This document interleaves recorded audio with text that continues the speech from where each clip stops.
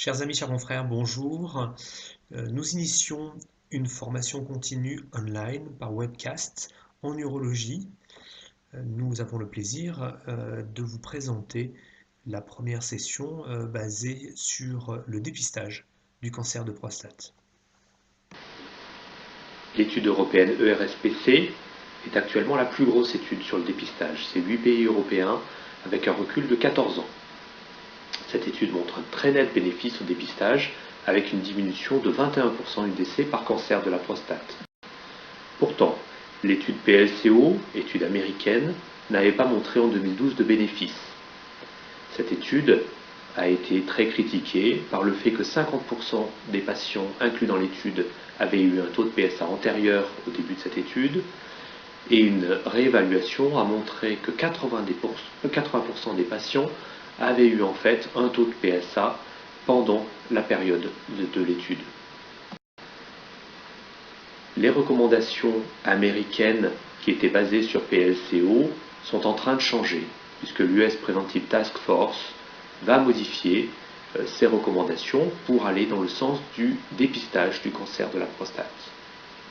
Il s'ensuit que vraisemblablement l'HAS modifiera également son attitude, qui date de 2009, sur le dépistage du cancer de la prostate. Les armes du diagnostic précoce en 2016 ont changé. Elles sont toujours le PSA et le toucher rectal, mais la place des nouveaux marqueurs et de l'imagerie n'est pas définie actuellement.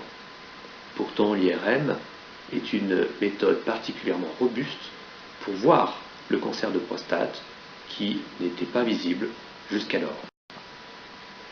Le dépistage a eu un effet favorable sur la mortalité en France, puisque depuis la situation de quasi-dépistage en France, nous avons une amélioration du stade au diagnostic et surtout une baisse de la mortalité. Cette baisse de la mortalité par cancer de la prostate est retrouvée dans la majorité des pays qui adoptent le dépistage, et on peut voir ici sur cette publication dans New England Journal of Medicine, comparant l'effet du dépistage sur la mortalité par cancer du sein et par cancer de la prostate, que le dépistage dans le cancer du sein n'a pas amené d'amélioration de la mortalité. Par contre, le dépistage du cancer de la prostate a amené une notable diminution de la mortalité par cancer de la prostate. Actuellement, nous sommes dans une situation où le dépistage doit être raisonné pour diminuer les surdiagnostics. Le PSA reste un excellent marqueur car il est facile à doser et relativement sensible, et que actuellement l'Association française d'urologie s'oriente vers la notion de groupe à risque qui orientera vers un dépistage soit tous les 5 ans, soit tous les 2 à 5 ans, soit tous les ans. Il faut voir en effet que les patients de moins de 50 ans qui ont un taux de PSA inférieur à 1 sont à très faible risque et ne doivent justifier que tous les 5 ans un taux de PSA, et qu'à partir de 60 ans, si le taux de PSA est inférieur à 1, tout dépistage est inutile et peut être arrêté. Il faut voir ensuite la notion de groupe à haut risque, puisque à 45 ans, avoir un taux de PSA supérieur à 1,6 doit orienter vers un taux de PSA annuel. Entre 50 et 55 ans, ce taux est à 1,9, et qu'à 60 ans, le taux de PSA, s'il est supérieur à 2, est un facteur de risque de développer un cancer de la prostate.